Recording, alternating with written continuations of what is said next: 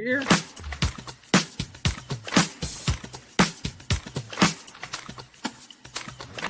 Unsyndicated presents Off the Board, the weekly gambling show. Hosted by Majchrzak and Mike Iavasile.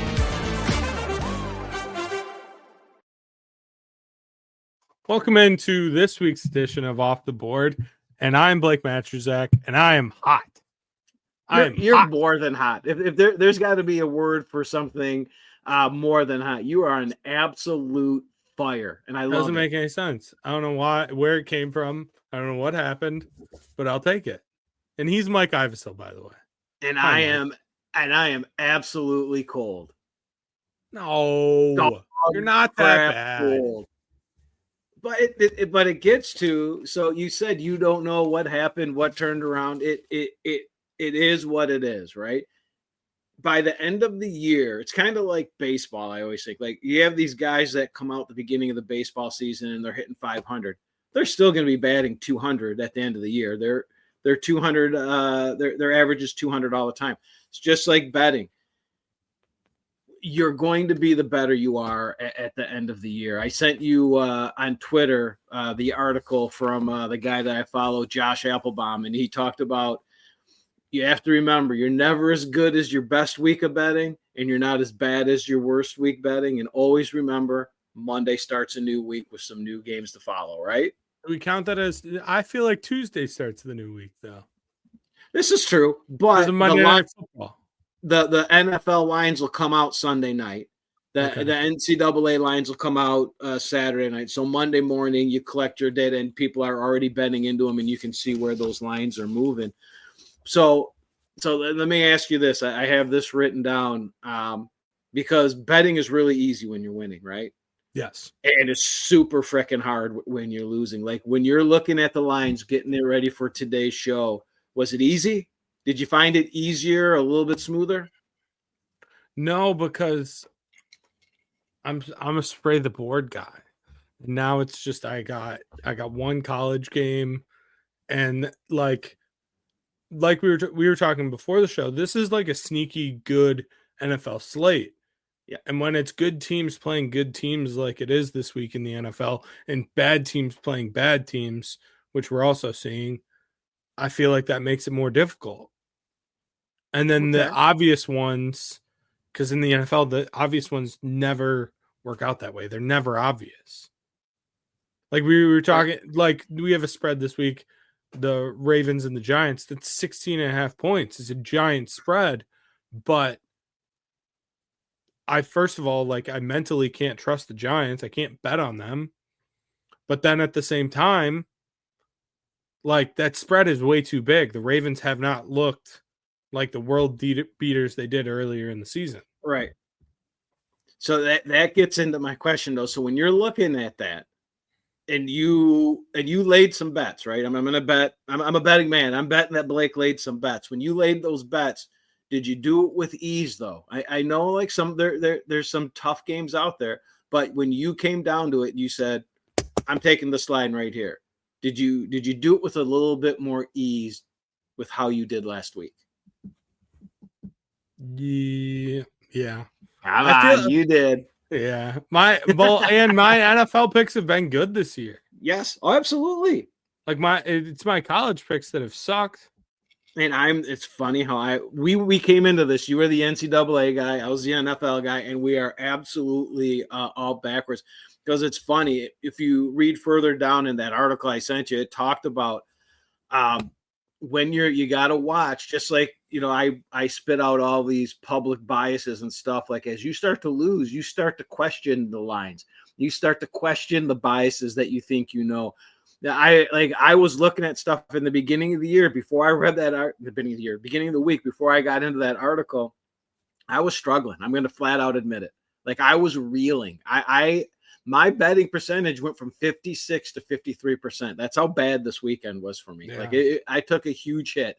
I gave a lot. I donated a lot back, but you start questioning the line moves. Like, I would see them. I could figure it out. I could see the betting splits. I knew where the lines were going to go. or it didn't throw me off when they did move. Like I just tracked my stuff during the week. Blake, my mind was blown up to like Tuesday. I was like, I can't do this. Like, I don't know what I'm doing. And I just stopped.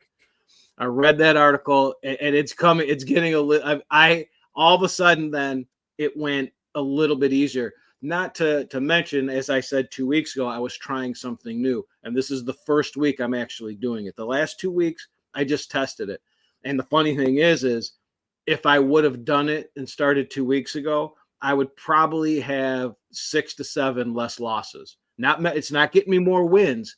It's definitely getting me more less losses. I think the games that I would have taken out were 2-6 at the end of it all. Yeah.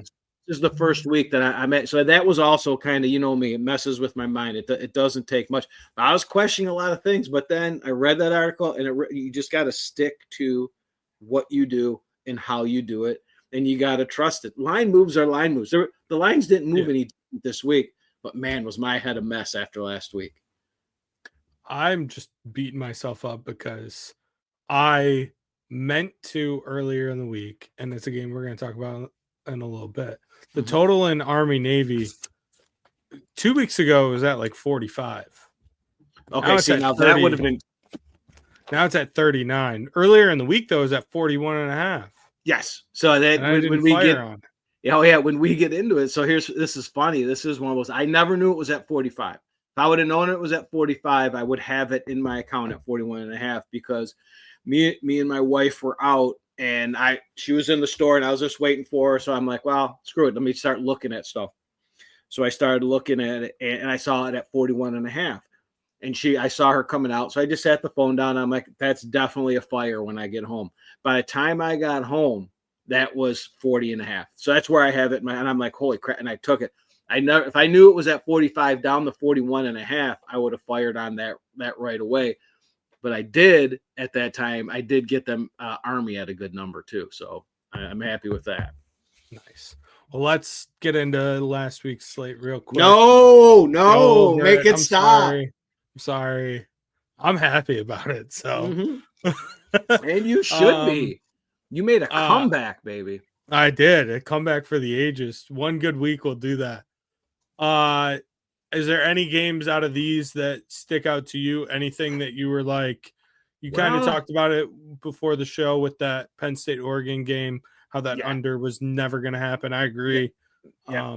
But any other ones that stuck out to you? Yeah, I mean, when I look at this board, after I calmed my head down, probably yesterday, I can look at this board and I can say, I got a little bit of everything here. This wasn't an absolute disaster, like abort. The Army under that game was going under. Blake, if I were to tell you in a game you had an under in, there was only 4 possessions in the second half, and they needed 28 points to go over, or 21 points to go over, and there was only 4 possessions. You'd feel pretty good, right? Yeah. They scored. Tulane just couldn't stop Army. Army scored 3 touchdowns in the second half on 3 of their possessions. It was incredible. UNLV. Now, here's a question I have for you, Blake. Did you watch that game? I'm assuming you did. Yeah, I was watching the game. That was the main screen. So as that game was going to the end, were you wondering? Because I had in my account, I had UNLV plus 6.5. So do you think they would have went for 2 in this whole go for 2 when you're down by 14? Yeah. See, when they were going down, I was hoping they would score. So I had a chance there, right? The ASU game was over before it started. Yeah. The SMU game, I was sound asleep before that terrible team came back. The Oregon game so it was a little. Once I looked at it, now when you pull up, and not even the NFL games we talked about, because we didn't even get to our bets in our account. The bets in my account in the NFL, Blake, I've never had a week like that. There was not one that was even close. Not even close. Yeah, so, I mean, the only one out of these that sticks out, like, I would love to know what Texas was doing on that drive in overtime, especially when Carson Beck comes back in and he's obviously injured, can't throw, like you should be just doing an all-out run blitz because there's no way he can throw. So I don't know what they were doing. When you were watching it, did you almost feel like Carson Beck was faking it and he was going to throw it? Because they might as well taped his arm to his body. Like it was like hanging off of his body. And I'm like, oh, that is so fake. I can't believe they put him in. Did you see the look on his mom's face? Yeah. She was ready to cry. But like, I can't believe they put him back in. I did not understand that at all. Because they do have another quarterback. That's the other thing. It was just such great TV because you got Carson Beck and they were showing his mom when he got hurt and everything going on. And then the backup gets absolutely lit up on that play. Then they got that mom and the moms are hugging. And then she turns around and her son's running out. That was great TV. I was dying. That was unbelievable. And then that Clemson kicker just has balls of steel. That he did you see the video? He winked to the sideline before he nailed that kick. Then you know what? I'm glad I lost that bet because that makes me very happy. That makes me very happy. That was such a doy like kick return. It was just that game was crazy. But yeah, it was a good week. I'm happy with the results. I would fire on probably everything again. Like legitimately every bet I made, I would fire on again. Yeah, I would say the only one, if I had to redo, would be the ASU. I would still take the Oregon Penn State under. Mm-hmm. Now, here's the thing we were talking about with these conference championships really not meaning anything. I do think they're taking a little bit of the lore off it with the playoffs, but it is what it is. We said in the show last week, the only worry about the under in that Penn State game is if Penn State didn't play like Penn State and they decided to open it up, and they did. Now, do they do that and think they can try to outscore Oregon if they had to win to get in? That was my question watching that. And I think they play that game totally different, and that game goes under if it was win to get in. The only reason I say no is because of how well Penn State ran the football that game. Right. Their offense was opened up, but like the reason why they could open up their offense the way they did is because they had so much success running the ball. I just thought they got into this. Let's see what I felt it was like, let's see what our offense can do. It doesn't matter whether we win or lose. Let's see if we can outscore them. Whereas they know they can't outscore them. Like they were just trying it because it didn't matter whether they won or lost. In the back of my mind, of course, it's because it was a losing bet. But in the back of my mind, I was thinking, if this game was win to get in, I just think you would get a different game out of Penn State. But I know I see what you're saying with the run, and I guarantee that's purely a betting mindset that I have. Yeah, no, I get what you're saying. On to the NFL, real quick on these. Great week for me. I'm very happy. Seems to be a theme. It feels like it was a month ago, that Detroit Green Bay game. Right? It feels so long ago. But that was a fantastic game, obviously. Came right down to the wire, and but we were both on the right side, but it probably was even more of the right side. Like, yeah, and that game makes, we got lucky. Yeah, that game makes me really think about this game Sunday afternoon coming up against Buffalo, because I kept looking at my wife and saying, like, I can't believe this defense is doing what they're they played well, and that's not even a mash unit. I don't even know what to call it. I mean, it's like a development league team the way they're going, and they're talking a lot of these injuries are not coming back for the playoffs. It's really, really making that one seed. You start to question that one seed and make it even that more important that they don't have to travel to Philadelphia to get to the Super Bowl, because that right now the Super Bowl is going through Philadelphia in the NFC. Just for that Rams Buffalo game, shout out Todd. Todd jumped in here during the show and absolutely called that. And that was like, obviously an incredible NFL game, like just back and Yes. forth, both teams throwing haymakers. McVay went full empty the bag. He just sprayed the clip. He clearly emptied it if you watched the game last night. Josh Allen played like incredible football, and still they lost. It was awesome. It was absolutely he won the MVP, didn't he? Probably. The only hiccup that really can just eyeball test. The only hiccup that he could have would be this week, and with the Lions defense, I just don't see it happening because I think they closed twice with the Patriots and once with the Jets. He's the MVP. I'm never going to have a shot to lay that money to get everything on even for me. I think there's 3 people that could win it. I think it's him. I think it's Goff, and I think it's Saquon. Yeah. I don't think Mahomes is in the running at all. I don't think Burrow is, even though he should be. So you say Burrow. Jamar Chase is having a career, if not record-breaking year. Yeah. So I keep thinking of, you made the comment of putting money on Burrow at 9-1 for offensive player of the year, which is a great.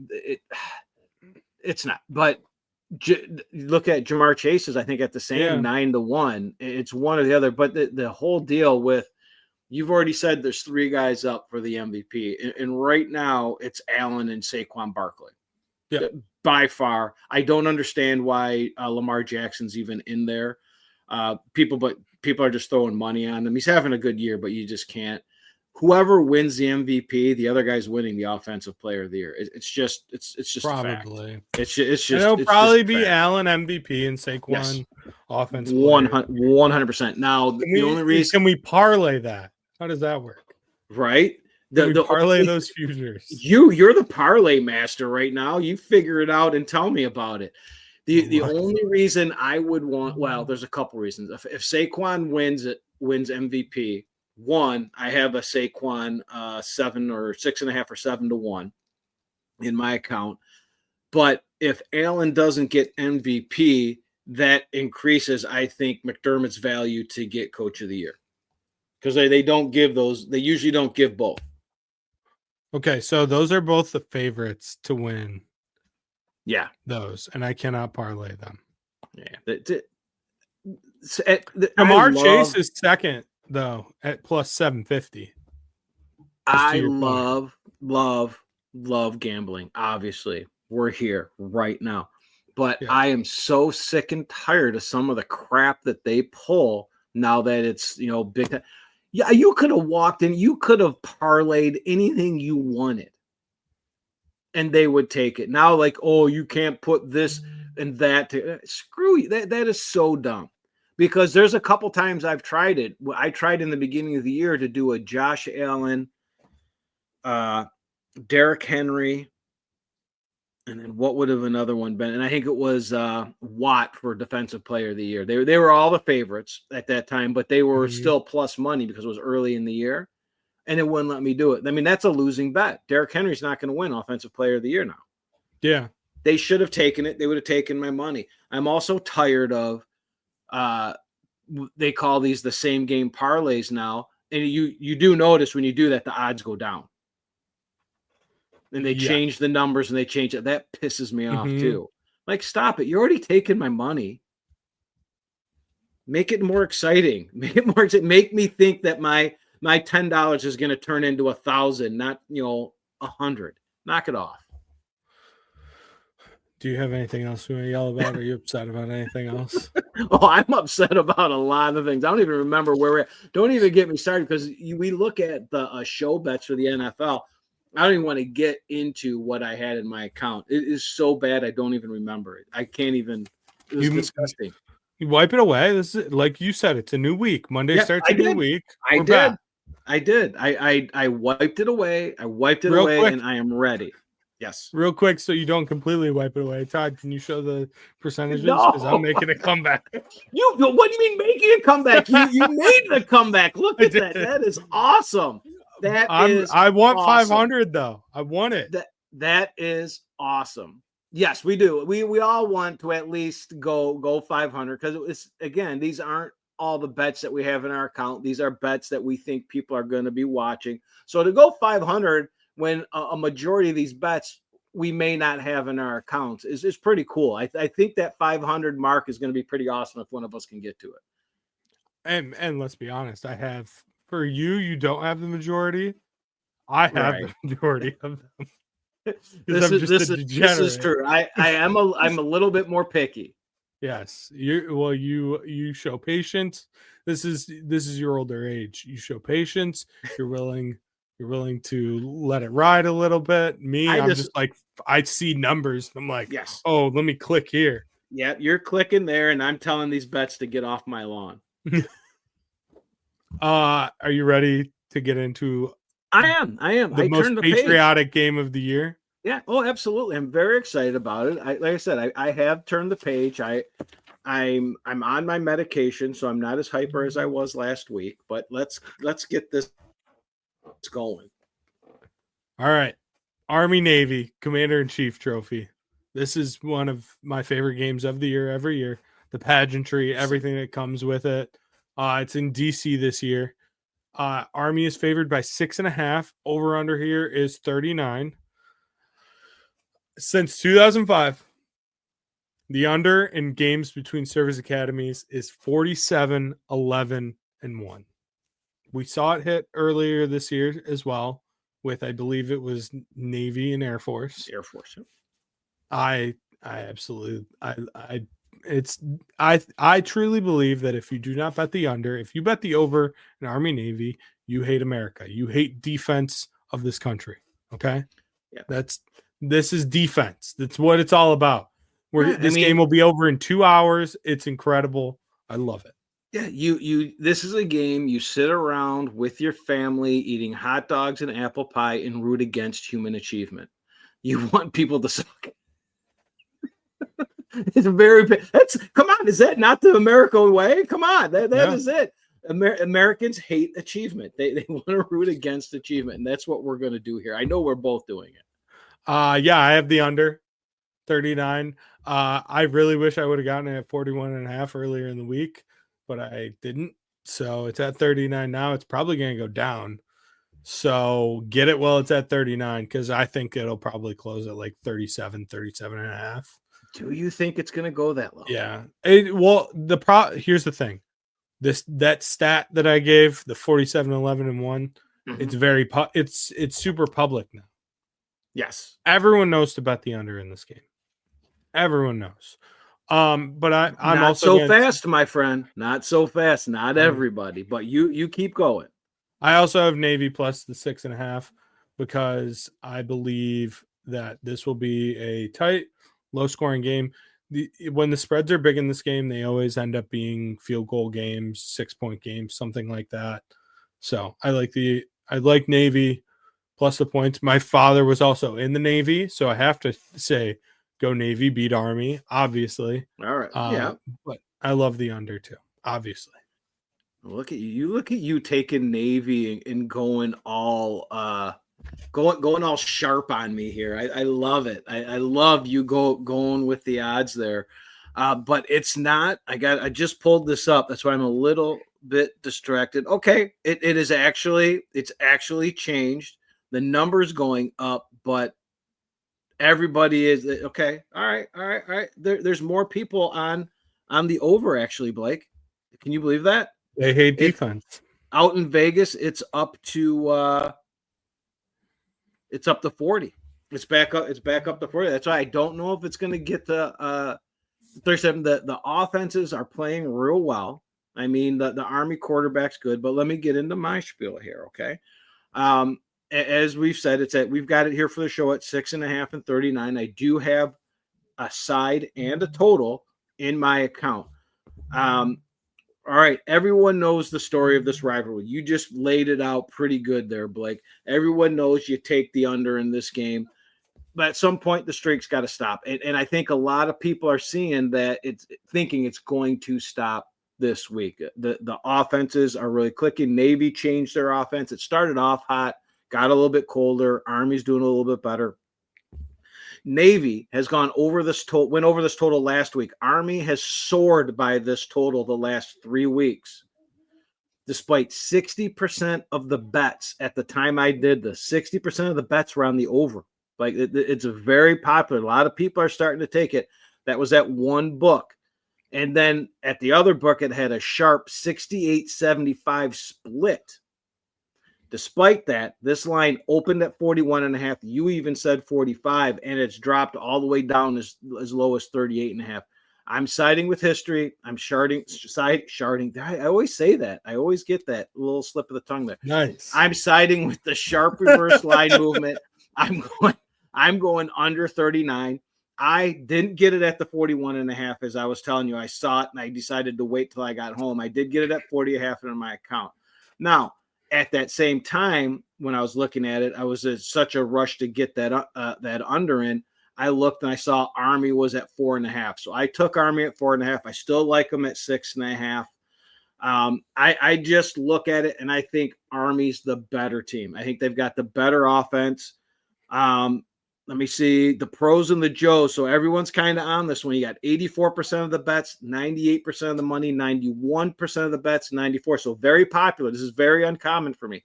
This is a very popular bet to be with Army. So I'm going with the Joes. I'm going with the pros. I'm siding with the other side of America, the Army side.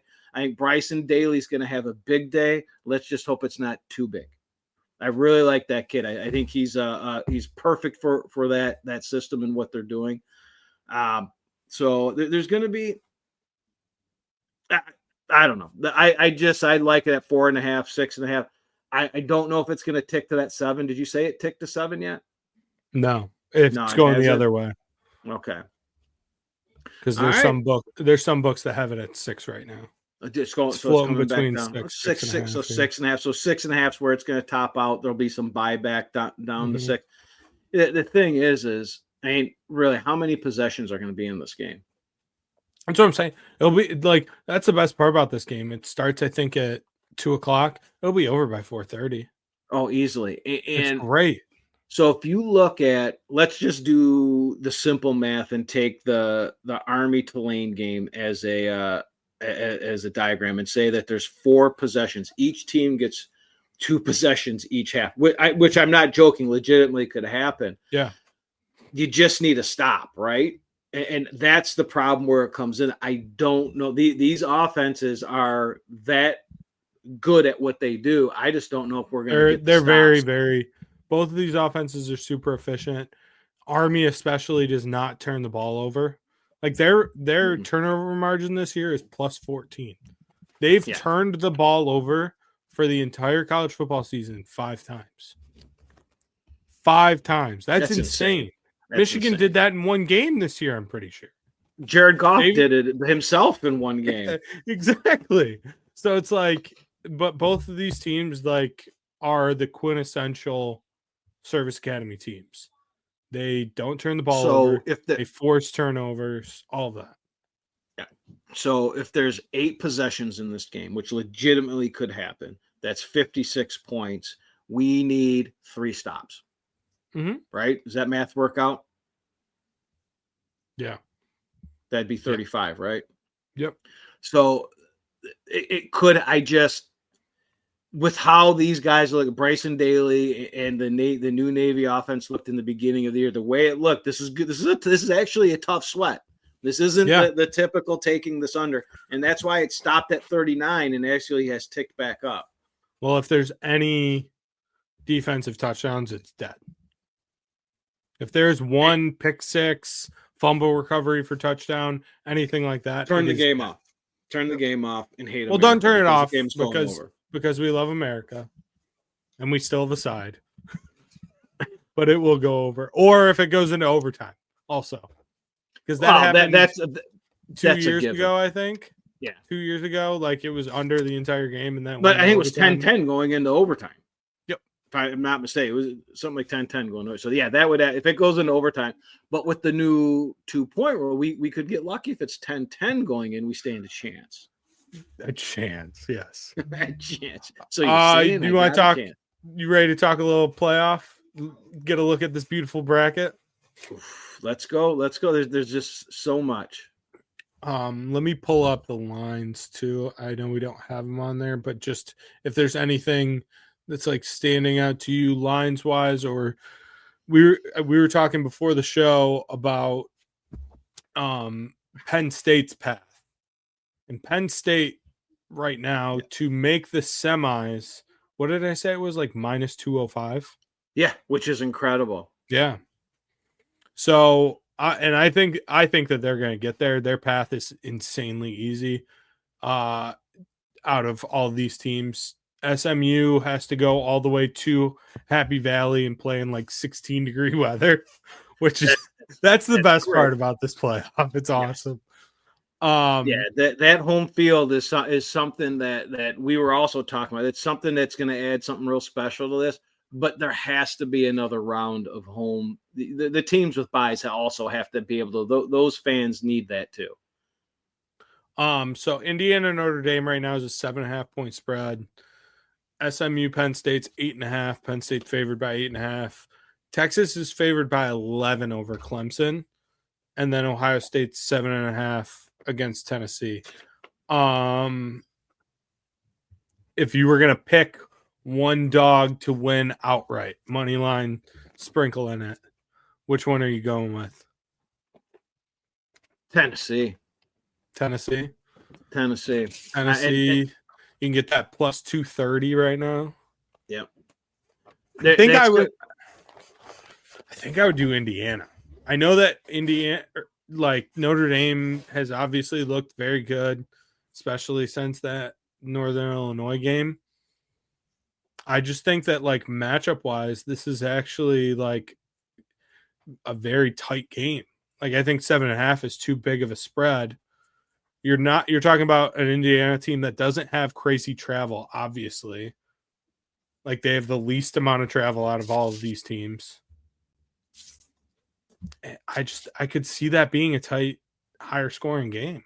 I see the higher scoring because as we were going back and forth in text messages when Notre Dame was playing USC. I hate Notre Dame's defense, and I think it's there to be had. I do believe Leonard is really coming into his own, looking like a Josh Allen type kind of player. I like the Irish offense. I could see the over coming in there, but I don't know. I like Notre Dame. I liked them. Like I said, it was 15-1 odds before I got so mad at their defense. I couldn't take it. They're 10-1, I believe, as we stand right now. But I mean, I could see that. I would, if we were sitting here, I'd be taking the points. Yeah. I'd be taking the points. We'll see what it's at. I mean, next week, and because obviously these games are next week, but we're just kind of looking ahead. What out of these first round matchups, what quarterbacks do you trust? Because you know how I am. That goes into a lot of my picks. Like Ohio State, Tennessee, I don't trust either of them. No. Quinn, no. Klubnik has been playing out of his mind. He's going to get murdered. He's going to get murdered. You can say you trust him. Texas's defense. I'm just like his week. performance in the ACC championship game was incredible. If he can, 4 this is what I'll tell no picks. If he can do anything, watch out.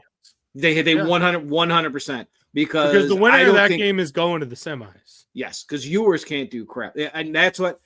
And so it would be even more of a dream for me if Clemson won, because the look ahead line I think is 4.5. Clemson minus 4.5 against ASU, and I will put my mortgage on that. And yes, you can replay this if this ends up happening. I still think it's going to be Texas, and I'm going to lay my money on Texas. However, at 11.5 points, which is what the look ahead is, I hope they bet that down. People are so in love with Arizona State, and I get it. It's a great story. What's the Scadaboo? Is that the guy's name? Yeah. So he should be a Heisman finalist, and he's not. Come on. He should. So be. you're over who? I'm saying send a fifth guy. Look, no, I'm saying no. Come on, we're not giving out ribbons for guys that had a nice year, and it's a nice story what they did. Just taking a look at, I've never been as mad as I was watching that Arizona State Iowa State game, a meaningless, pointless, stupid football game, and everyone's love for Scadaboo. The guy's good. He runs hard. He plays hard. I'm not ripping on him. But Iowa State played the worst football game I'd ever seen, and they couldn't tackle little peewee players out there, let alone if they made just, and I'm being honest here, if they made 3 tackles against Scadaboo, he doesn't have 120 of the yards, if not more than he has, because they hit him behind the line of scrimmage and not with just bad tackling. They had him. That was bad. Texas isn't going to miss those tackles. So Scadaboo, Mike I'll be taking his white under. running backs. Mike hates white running backs. That's what we. So let's take that one thing for one further. I hate announcers that just go into this love affair with people and they don't speak the truth. Not one person could look at that and say that was awful tackling. In those 3 runs, he should have had a net minus 5 yards, and he had 120, I think. So come on. So that right there is going to influence that line. It's going to influence bettors to bet them, and I'm going to hammer against them. I'm going to take whoever wins that game against Arizona State. I agree with you, 1,000%. What about you know what, Aller? I might trust him. You know what? I don't trust James Franklin. Would you said you would have trusted him before that Oregon game? No.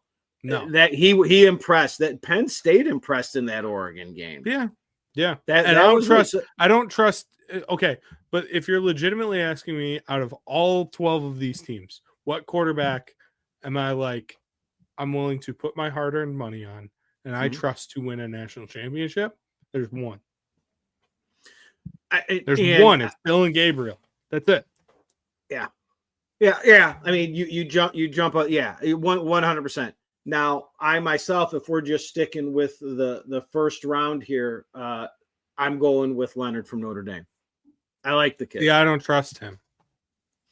He throws some, but he's coming along. And when we're looking at with what we're doing here with all these guys, I would trust the Indiana quarterback Rourke over him, honestly. The kid's just played so much football. Yeah, I just don't like the way he looked against Ohio State. I don't know in that, but I tell you what I would trust him against is that unbelievably awful secondary from Notre Dame. Indiana puts up points, man. They have like the 3rd highest point differential in the country. They're awesome. As mad as I am that teams, Alabama, Ole Miss, these teams that would have been Florida, that would have been so much fun to watch in this. I think they're football teams that would have been fun to watch in these games. This F's hard. These games are gonna I don't like them. I'm not happy with them. I think we could get better. But you look at it, and the more I look at it, and the more I'm watching these. I watched all the numbers this week. And I stopped so I could put some NFL bets in today. And I said, I'm not picking it back up until Monday to look at it. And I can't wait to see what's looking at me. And I hope my numbers work that I can fire on every game. I will be firing on every game. You know, I know you will. And you're going to crush it. So who are your right now, just looking at it, who would you be betting to make the championship? Not to win it all. Just to make the championship. What are the 2 teams from each side of the bracket? See that? So I've got 2 teams on one side. I think Penn State has that easy path to it, but you have to look at what the easiest path always is. Doesn't always work out. So I'm still going to go back to my original. I'm going to take Notre Dame on the bottom and Oregon on the other side. Oregon, I don't know how buys mess with you. Look what it does in Major League Baseball with the playoffs. It really does. Keeping in a rhythm. Football's brutal. You could get injuries and you do get beat down. but you might get a little bit out of rhythm. But I can't get away from how good Oregon looks every week since they had those 2 hiccups and they played with their food the first couple weeks of the season. But they're just dynamite and they're fun to watch. Yeah, I agree. I picked Oregon. My 2 teams at the beginning of the season that I talked about with Sean were Texas and Oregon. Now they could be playing, in the semis. I think Oregon will be there. And in the bottom of the bracket, though, I would honestly say Penn State. Yeah, I mean, I love Penn State's path. I love the thought of a Penn State Notre Dame semifinal game too. Oh yeah, I think that will be incredible. Yeah, it could work. It could work out to some turds out here. I mean, looking at it, but I mean, if somehow SMU goes into Penn State and wins that game, and we get an SMU Boise State game, of course I'm going to watch it, but I'm not going to be happy about it. Yeah, no. The fact that Georgia is, I mean, maybe it's a good thing Georgia's on their backup quarterback because Beck looked like crap. I mean, Kirby is gonna spin zone that so much. Like we haven't even talked about Georgia, the number 2 overall seed, and that they have all that talent all across the field, but they don't have the quarterback right now. We don't know what they have at quarterback, so it's like, how am I gonna put, like, gambling wise? How am I gonna put faith in a team that I don't know about the quarterback situation? I have no idea. Right. I mean, it just adds up. For them, that bye they have the best. That bye will help them so much. Them in Boise State. It's gonna help Boise State. It's still disappointing that we're not going to get to see the Smurf turf, but Genty needs to rest. He is a beaten up man. And while we're sitting here and we're talking about Genty, I took a snapshot here. Did you see the comment by Brock Heward? And I loved it because it was during the game. I was watching the game. I heard him talking about it, but you gotta remind me because it was. If only coaches voted in the Heisman, Ashton Genty would win the Heisman. I fully believe that. They know Travis Hunter's the most spectacular and most dynamic, but the best player who's elevated his team to a championship, the playoff, and a CFP bye is Genty. It speaks volumes. But that's not what the award is. It's the most outstanding player of college football. It's not the best.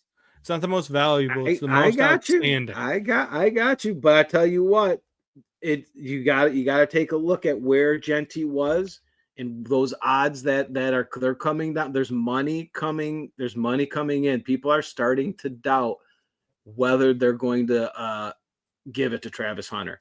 Will they? 100%. Do you know the most lopsided victory in Heisman history? I'm sure I do, but I can't. It was Marcus Mariota in 2014. Okay. The second place, the runner-up in that Heisman race. I heard this earlier on Cover 3, and this tells you everything I think about the Heisman this year. Second place guy in 2014 was a guy by the name of Melvin Gordon. He had an incredible season. Wisconsin, right? Yes. Ashton Genty had the same exact season as him. Legitimately down to the same amount of touchdowns. They both had 29 touchdowns. Beautiful. That's a great point. That's a great point. That Mariota smoked him. It wasn't even close. So that gets back to a point I brought up. I think it was last week when we were talking about the Heisman that I did not know he had the same numbers as Gordon. So the precedent was already set that a running back will never get the Heisman Trophy. Because if you didn't give it to those two guys with these numbers, then you're not going to give it to him because no one's going to be better. You're not going to get much better than that. But that's it. Like Marcus Mariota that season was like out of this planet good. Well, I think he had like 3 interceptions that whole year. But it gets it. That I mean, you're talking. I mean, he's good. He's lights.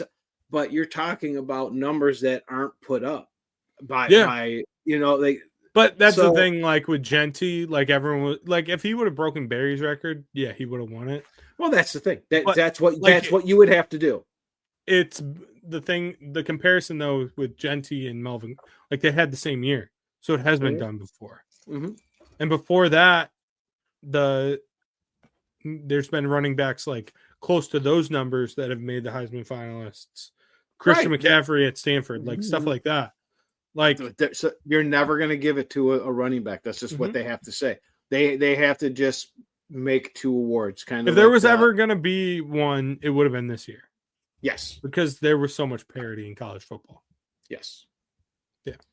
All right. Well, there's a lot to talk about there, and we'll pick all those games next week. All the first. I can't games. wait. I can't wait. It's gonna be good. That's what I had my wife run down. It's when if you saw something come flying at me, it's the marks that I have getting ready, and my sticky note fell off of it, but it says don't open till Monday. So I got to keep my brain straight here. So what do I have her do? She's running stuff down, but I don't want to look at it till Monday because I've got Sunday. I have a whole list of crap that I got to take a look at. So let's get this going. All right. Week 15 in the NFL. Let's make some picks. Yes. First game is Steelers at Eagles. By the way, I realized after throwing these picks out, we don't have any 1:00 games. These are all 4:00 or later. We have nothing in. I did not pick any games right. in the 1:00 slate. Yeah, because I'm looking at games that are in my account, and we do not. The 1:00 slate stinks this week. Not stinks, but the 4:00 slate is insane.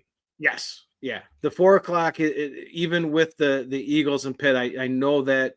Wait, that there'll be the Detroit Buffalo game. We'll be watching at 4:25, so I won't be on red zone. It would have been a good red zone if the Lions were at 1:00, a good 4:00 work, so you can catch a little bit of everything. I love days like that. Pittsburgh at Philly. Yep. Battle for Pennsylvania. Philly is favored by 5.5. Over under here of 43. I am going to just ride what we've been riding all season long. Mike Tomlin as a dog, plus 5.5. Give me the Steelers plus the 5.5.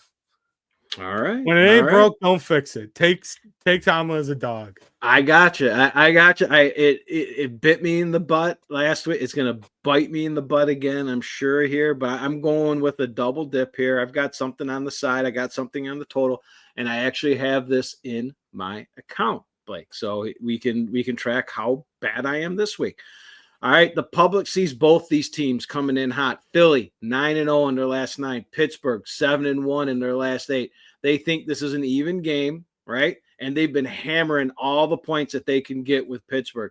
They also see Philly has gone over this total in the last 4 games, and Pittsburgh has actually gone over this total in the last 2 games. However, despite almost 80% of the bets on Pittsburgh, this line opened 4. And it's gone all the way up to where we have it for the show at 5.5. Almost 70% of the bets are on the over this total. This total opened at 45.5. Blake, it's gone down to 43. So I'm riding this reverse line movement. I'm taking Philadelphia minus the 5.5, and I am taking under 43. Now here we go. We all know about these Tomlin trends, right? And we love Tomlin trends. They've been good to us. However, what about some Sirianni trends? He's 12-5 against the spread at home as a single-digit favorite. Dun, dun, dun. Tomlin, what's his record in Philly? 0-3. Dun, dun, dun. Let's go. Fly, Eagles, fly. Let's go. Those are very That one's for my stats. brother-in-law. That's for Those my brother-in-law. Stats. Did you also, just to go along with your under, I don't know if you, and this doesn't help my bet at all, but Pickens is out for this game. Yeah, for sure out. So 100% for sure out. Yep. Which stinks because why he's out.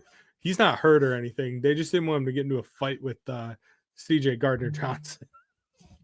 Are you like that with me? Are you? No. He's hurt. He's hurt. But that was going to happen. It was going to, yes, 100%. Yeah, he's a firecracker.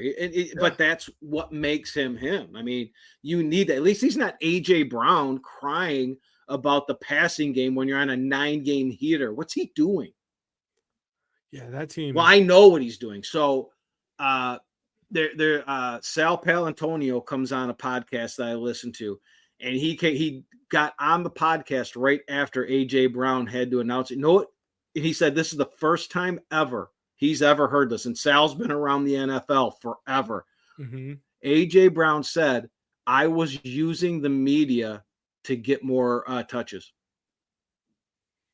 He made that comment. He's just being honest. And you know what? The last time he did it, I think, and here's one for you prop bettors. The last time he did this, he went over 100 yards like 3 games in a row. I will be betting A.J. Brown touchdown. I can promise you that. And I can't wait because I actually have my first prop bet in my account to talk about. And it's not that. It's not that. It's a total other one. It's something new that I wanted to try. Yeah, no.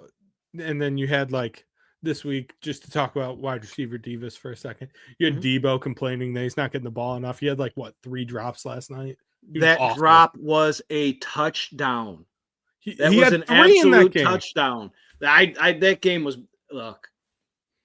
No, I like football. That game was boring. I couldn't. I couldn't. Me and Todd were texting during that game, and we were both just puking while watching. It was horrible. And thank you for at least admitting during that you knew I was asleep. Oh yeah. All right, next game, Denver at Indy. This is a big game for wild cards, so that's why I threw it on here. And I actually got surprised here, but let's go ahead. Is it up to me? Yeah. All right, this one's on me. I wrote right away. Like we talked about, it was a tough one because all these NFL games are kind of equal this week. Like it was tough, and I was surprised that you put Bo Nix in here because we know you hate Bo Nix. So the first thing I say, I know where your bet's going, but actually I was wrong once I looked at him. But this game stinks. Blake hates Bo Nix. That's how I had to start out. Sometimes, Blake, though, I always put out those biases, and they're usually stat-based because that's what the public looks at. And you know what? Sometimes stats matter, and the pros and Joes are coming together for this one. So the pros are even looking at these stats, and they're coming together, and they're going to hold their hand in victory here. Both have these offenses. Both see that these offenses have been clicking lately, except for the Colts stinker against the Lions. It's really the only one in the last few weeks. Other than that, the Colts have averaged 26 points a game the last 5 games. Bo Nix, not Denver, Bo Nix has averaged 31 points a game the last 3 games. I'm not putting any splits or any numbers out here. I'm just saying I'm taking over 44. It moved. The line was at 43.5. It went to 44.5, but I didn't even look at the splits. I'm taking that move. I'm taking these offenses, and I'm going over. I'm just going to take Denver, and it hurts me. How bad did that hurt? I heard the pain. Bo Nix has been playing really, really well. Shout out Rookie of the year. My friend Dave Rieger, who is the biggest Denver Broncos fan I've ever met in my life. He's been known to wear a Broncos head around and strut his stuff. Yeah, I mean, Bo Nix has been playing really well. Clearly, rookie of the year, like you said. I mean, it's him and Daniels. Yeah, I mean, really, that's it. So, and especially if they can make the playoffs, and this is a huge game for them to make the playoffs. They win this game, and they're going to be sitting pretty for that wild card spot. Oh yeah. And my over and wins is already said and done. I love Denver. Yeah. All right. Probably game of the week. Next game. I mean, which is we have 2 Monday night games and a Sunday night game, and this is the game of the week at 4:25. Yes. Buffalo at Detroit. Detroit is favored by 2.5. Over under here of 54.5. I think that this is the one that the Lions lose. I just do. The defense is so beat up. Yeah. Josh Allen's, like I said last week, played out of his mind. The snow game played out of his mind. He's very good at football, probably going to win the MVP. So I will take Buffalo plus the 2.5. I'm also just going to take the over because if the Lions have a chance in this game, they have to outscore Buffalo, just like the Rams did last week. Yeah. So you got to score. Yeah, and looking at everything, when I was looking at this game, this is a total stay away game for me. One, I try to stay away from Lions games, but there's just two sides to this. There's sharps on Buffalo. There's sharps on Detroit. There's sharps on over. There's sharps on the under. If you're looking at taking a side, the number really moved quickly towards Buffalo. That's something to take a look at. And so you're getting 2.5 is real good, but I'm going to stick with the total here. This total opened up at, and this is going to sound weird for the way I bet, so stick with me here. The total opened at 52.5 and has been as high as 55, with 74% of the money up to 97% of the money at some of the books on the over. The books are going to need this game to go under. They can't make this. If they put this at 55, 56, they're still going to get over money from the public. So with that, we know sports books are open for a reason. This is where I'm just throwing my numbers out. And for the sports book, I'm taking one for the team here. I'm taking the under 54.5. So then in my theory, though, then also you would feel good about Buffalo. Yeah, oh God, yeah. Where that line, just game script, everything says Buffalo here. I'm saying with an under. Oh God, yes. Yeah. I need somehow a miracle of Josh Allen to fall on his face here for my MVP. I've got so much money wrapped up in this damn MVP, and the only one I couldn't catch up to was Josh frickin' Allen, and that's on me.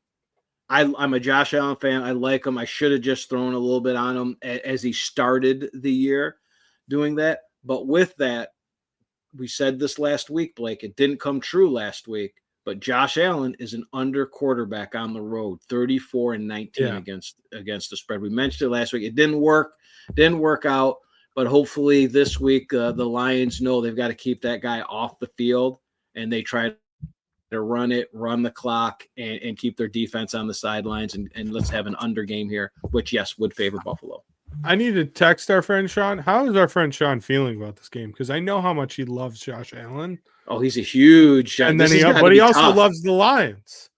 So I need to know how he's feeling about this game. This has to be, it's got to be like a 25-75. Obviously, like, he's more of a Lions fan than anything else. But I'm going to send him a text right now. Loves Josh Allen. I know. I'm going to send him a text right now. Almost to Burrow levels for me, But Todd, were you going to say something? I saw you in here. Yeah, I was going to say that this feels like it has to be a statement game for Zadarius Smith, where he makes an impact and shuts down Allen. So he's going to go hard and aggressive. He kind of snuck that roughing the passer in without the call last week and got away with it. I feel like he's going to feel more emboldened. So he's either going to go off for 3 sacks or get thrown out of this game and 2 more. Like, it's going to be some drama there with that's my thing, because he's got to prove himself. Here's the big quarterback. It's the statement game. I think the team probably feels if they win this game, they win the Super Bowl, and it's going to be, all systems go. They're going to be going hard after him to make him scared early in the game. And that's what I see, getting a little aggressive. I don't know. I like, so what if we could find a prop bet for over under of roughing the passer? Is that what I And hey, he's already been on point once last week. I love this. We need more Todd in our lives. I think we should do like a Todd's prop bet of the week or something. I love it. I would take it in a heartbeat. I love it. I'll take the over on Zadarius Smith and 1.5 sacks. Oh, there we go. Find those odds for us, Blake. We've got this. I love it.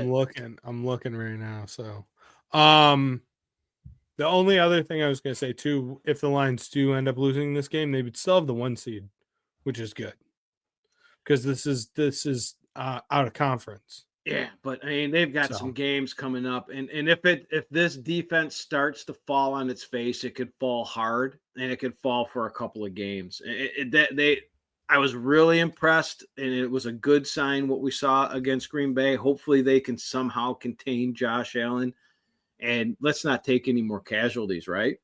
Yeah. And hey, look, they're playing for an MVP too. They know it's Goff and Allen MVP, and don't think that's not in the back of their minds. They'll never admit it, but that's in the back of their minds. And getting Goff that MVP is going to be huge. So the defense is going to step up for them. Let's go under. All right, next game. Tampa Bay at the LA Chargers. LA is favored by 3. The over-under here is 45.5. Mike, you go ahead and get us started on this one. This is one of many games I don't have in my account, but I am actually tracking, and it could be in my account by the time kickoff on Sunday. So I'm going with the total. The public sees two teams that are averaging close to 50 points a game. Tampa Bay has the 5th-ranked offense. Baker, I mean, he is – can I say he's the white Jameis Winston? Or is that racist? No, because he doesn't turn the ball over as much. Oh, but he throws some crazy-ass passes, though. Yeah. He really does. But I like his guts. I like the way he's playing. He's leading that 5th-ranked offense. And, hey, let's be honest. Jim Harbaugh is a genius and a quarterback whisperer, right? That's what the public thinks. This is going to be an easy over.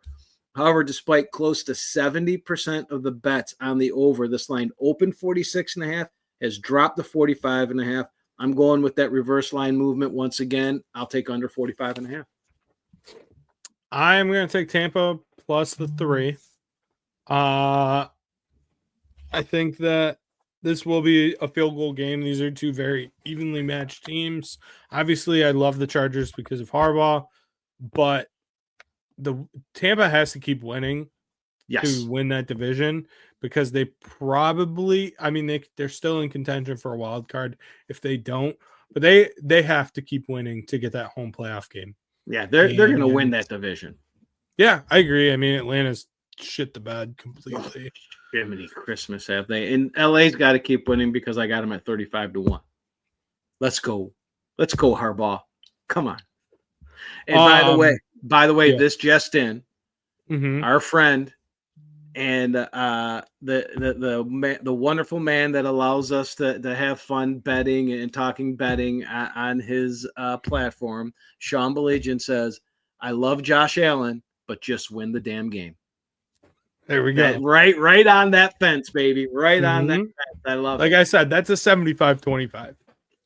He's not going to be as upset if Josh Allen just pops off. He's going to be a little happy. A little. I need total destruction, though.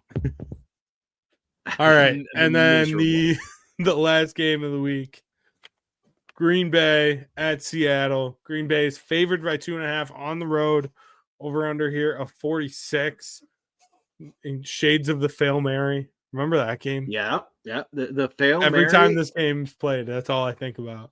And every time I see this, it gets to probably I've been in Vegas so many times, but this is one of the most memorable games to watch in a sports book. It was freaking amazing. The NFC Championship game where the Packers were just killing them, and the Seahawks came back and won in overtime. And I think I've told the story on the air where I had a lot of money riding on the over and the Seahawks and all that. And I was sitting there going, I can't believe, but having a great time, because when you're there, Blake, you got the Packers fans. As much as we hate them, they're passionate, and it's fun to watch the game.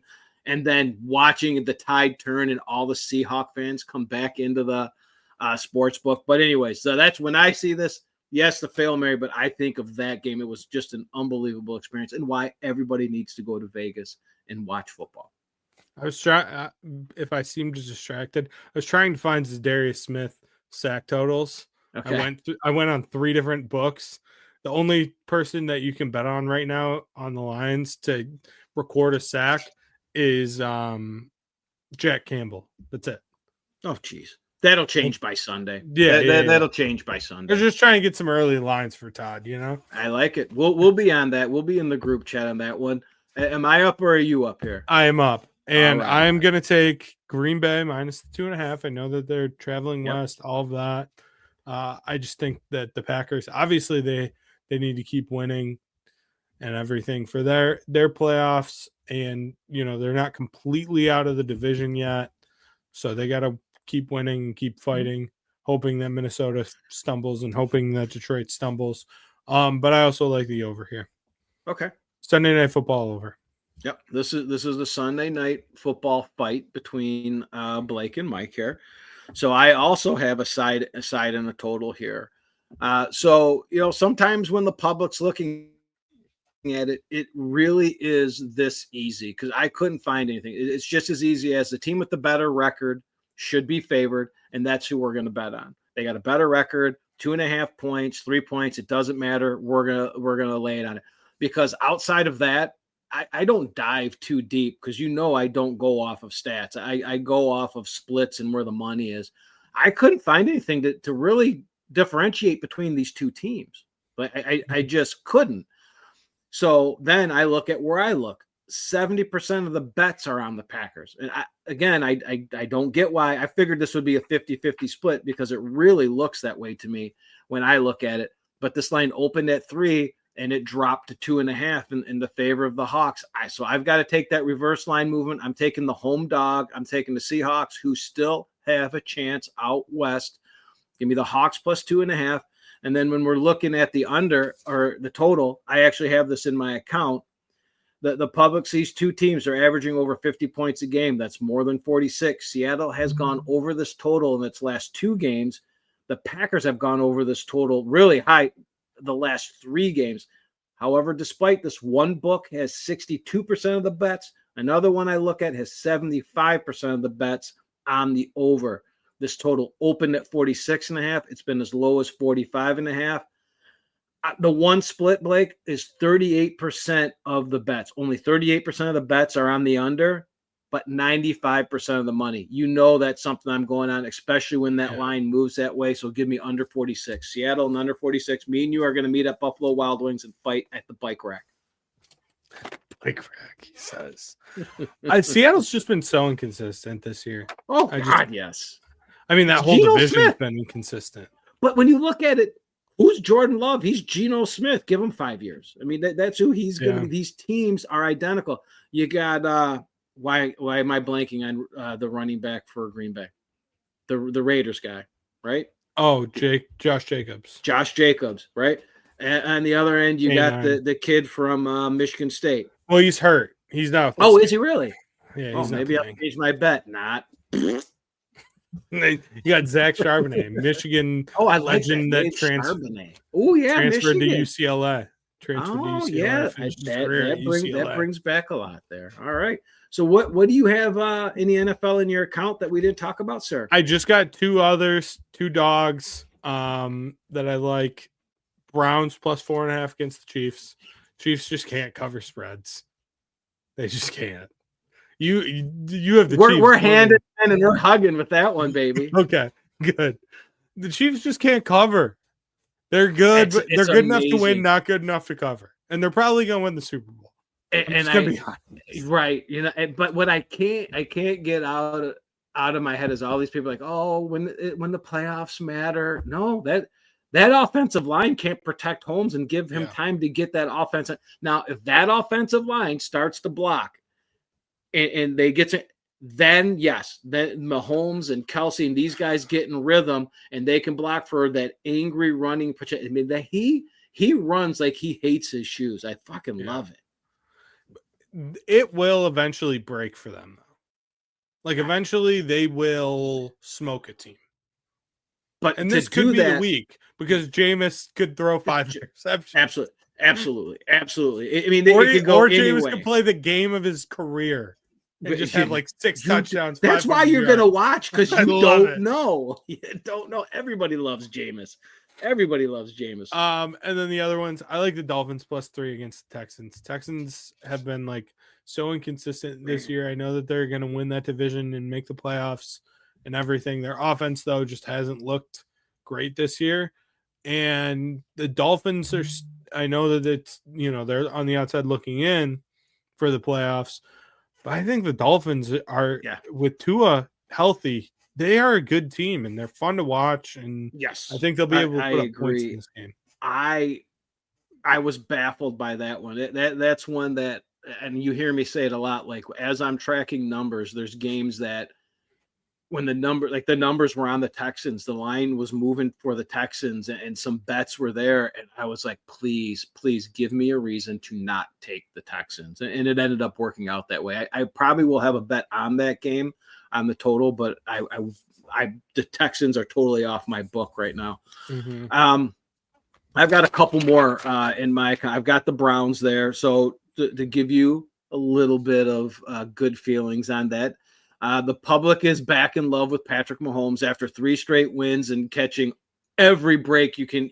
I mean, doinks and everything. Unbelievable. The public is down on the Browns. They're 1-4 in their last 5. They think Jameis can't play, and they're giving up an average. Like, this isn't good for us. The Browns are giving up an average of 35 points when they lose. Okay, but how many of those points are Jameis pick sixes? Right. And well, 14? come on. And come on. God's going to give him less. Isn't that what he said? That's what he said. And I believe him. So despite at one book, 64%, another book, 57% of the bets, depending on the book you're looking at, this line opened at 6.5, dropped all the way to 4. I grabbed it at 4.5. I'm going to take that sharp reverse line movement and the splits. Why is that line moving with the splits of 36% of the bets, 52% of the money, another one 43%? That's smart money. We're on the right side here, Blake. We're loving it. I'm going to save my prop bet for last. We've got the Eagles in Pittsburgh. We talked about that one on the show, and we talked about the Hawks and the Packers. That's another one. So I guess I can talk about so I was driving in today, and God, now you just said the name Charbonneau, and I can't. Sharkazian. The guy's name is Sharkazian. He's a fantasy football guy. Okay.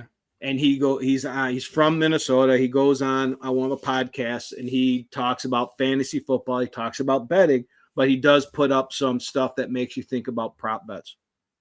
So I'm going to the Dallas Panthers game on this one. It's also a game I'm looking to get some bets in my account. But so let me see where this comes from. I'm going with is it Chuba Hubbard?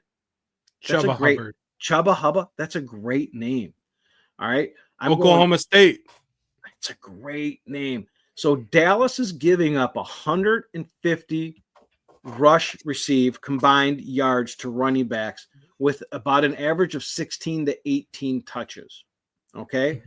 Chuba Hubbard is, I think, a Hubba Bubba. Hubba Bubba is averaging Hubba Bubba. He averages 21 touches, and I think their running back room is a little bit thin, so they're thinking he could get up to 25 touches. So he's getting more than the average that gets them to that Dallas is giving up 150 yards. So with that, I took Chuba Hubbard over 100 rush receiving yards at a minus 125. But then I also climbed that ladder to get to that average of what Dallas is giving up at 150. I got Chuba Hubbard at 150 rush receiving yards at 5-1 odds. I love that. Yeah. I hammered that. And then, I said I use my free bets as my parlays. That's when I do my parlay crap because I'm so bad at them. Mm-hmm. So I took that 150-yard rush receiving for Chuba Hubbard, and I parlayed it with Dowling. Who's the Dallas running back? Dowdle? Yep. At 100 rushing receiving yards. I think it came out to like 10-1 or no, it might have came out higher than that. It might have been like, because I'm getting like 250. So it's like 25-1. So that's my free parlay of the day there. Now I'm looking at it because I'm like, I might as well. So the 5-1 was outrageous. That was ESPN bet. I'm gonna do 125 plus rushing and receivings and anytime touchdown. Okay, and the 125 is that still around 180 plus 185, 195? 180. Yeah. So that's what it was this morning. And I always get nervous because I listened to that podcast on my way in, but it's from the evening before, and he will move lines when he talks. So, but they were about the same. But those quick, two together plus 244. Yeah, and who's on fire with stuff? Blake. Yeah. Throw shit together and throw it at the wall. It's going to stick for you. For everyone listening out there, because these are games that most likely will be in my account if one or two numbers just change. So some games that I'm leaning on, I want to take a look at is the Patriots and Cardinals over 46. I just need numbers to come in from that second book. The lines moved that way. The one book is at 30, the split of 31-46. My other book doesn't have any numbers yet. The Dolphins Texans, I said I wanted to get in on this game. The total under 47. Right now, it's just too popular. It's like 74% of the bet, 76% of the money. I can't take that. That's still public for me. The Hawks Packers, I put it on the show. I'm waiting for one of the books to get a little bit sharper. Right now, that number's at 35% of the bets, 35% of the money. I want to see a little bit of a separation there, but most likely even at 35, as long as it doesn't move the wrong way, I'm going to take it. Cincinnati, your boy Joe Burrow, I'm going to take them and the Titans under 46. I need that other book's numbers to come in. The Bucks and Chargers, we went over for the show. I will take that under as soon as if it stays sharp. This one I think might run the other way. I could see this number flipping and going over. The Patriots +6. I need it to get a little bit sharper in one of the books. It's at 32% of the bets, 37% of the money. I like at least 10% split there. And then the funny thing is the Bears and Vikings, the Bears +7 are at the same 32-37 split at the same book. These are the ones that were catching me at one point where I would have fired on the Patriots and Bears early in the week. You know me. I would have done it on Wednesday because that line move, I want to get the best of that line. And it would have been sharp like this, 32-37. Then come Sunday, it flips. And that's a no bet for me. And those are the ones I was losing. So these are the ones I'm trying to eliminate. That's why I'm waiting. But I am definitely leaning towards those because they're moving the sharp way. The Bears are just so bad. They were awful last week. That was usually you usually get a bump, right? You get a bump when you lose your coach. And they went backwards. It was almost like it was an Eberflus revolt. The only good thing that came out of that game was that they just actually started throwing the ball to Roma Dunze. That was it. Yeah. And they've got to get something. It'll get right. So because the funny thing is, have you been listening and reading a lot about the Belichick leaving, going to North Carolina? Yeah. I sent you the thing. They took my boy Lombardi. I hate it. Yeah. So I can't listen to his podcast anymore. But he was like I watch a murder show and they'll say like you never knew he was going to be a murderer, but there were signs. So they were talking on the podcast and they said they had no idea this was coming, but there were signs because Lombardi was talking about he was getting together every Monday with McDaniels. Wait, not McDaniel. Who's the McVay? Offensive? What's that? No, the offensive coach that went to the Raiders, got fired. Was Belichick's offensive guy. It's not McDaniels, is it? I always get these guys because there's McDaniels, there's Josh McDaniels. Yeah. Fatty Patricia and Belichick and Lombardi were having Zoom calls every Monday. And what they were doing is they were reviewing every coaching job that might be coming open. They were watching film on every game to see what players they went. This was NFL. Why I'm bringing this up is the only job that they targeted in the NFL was the Bears. Really? Yep, that was the only one. But they really think that Belichick's been blacklisted, and he has family connections with the North Carolina program. And they went there, and I can't wait to see them run it like an NFL program. It's going to be. I think it's going to be great for college football. I think this is going to be awesome. I agree. I don't know how successful it's going to be. Yeah, that's wait and see. FAFO, right? If they can have decent, if they can have above average high school recruiting, I think it'll be successful. Yep. If they rely too heavily on the portal and just don't use the high school evaluations at all, then I don't think it will be. Yep. You have to have some level of high school recruiting to be successful in college football still. Yep. And of course, then use the portal to fill gaps. And of course, Lombardi talked about that, and he was saying that they had it all in place for he because they're asking how is it going to translate from what he did in the NFL to what, and he said we had college scouts and college recruiters covered it. Now it's high school, and he was talking about the guys that they have in the team that he's going to put in place, and he believes that they will be able to take back that area and even start to move into Florida, which they have to. And it's easier with being in the ACC because they're going to be playing down there in Florida now, so they can get down there. They're going to get exposure. I can't wait. It's going to be pretty cool. I hate that I don't get my podcast, but it is what it is. You can wear that sissy Carolina blue. We'll get you a nice Carolina blue hoodie. I can't say I'm going to turn into a fan of North Carolina. I'm a huge fan of Michael Lombardi. He's one of the smartest individuals around and football smart. And I'm a hockey guy. I don't have football smarts. I listen to his podcast and I take that to anything you hear me talk football wise is really from him. Yeah.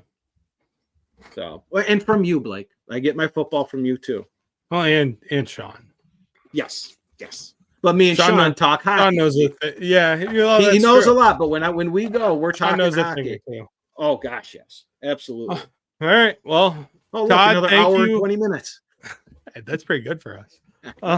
Todd, thank you as always for everything you do. All the graphics, making us look pretty on screen. Thank you to everyone for watching, listening, all of that good stuff. We appreciate everyone. Thank you to Sean. Check out everything he's doing with What the Puck and Off the Air and Shep and Sean, all that good stuff. And we will see you probably, Mike, do you want to say tentatively Thursday? Because Friday there's a playoff game. Then we have to do it Thursday. The 19th. Oh God, I got so many things. I don't know how to work this phone. Like I put stuff on here. Like I know this hockey game that it says I'm going to watch. I watched it last night. It's so dumb.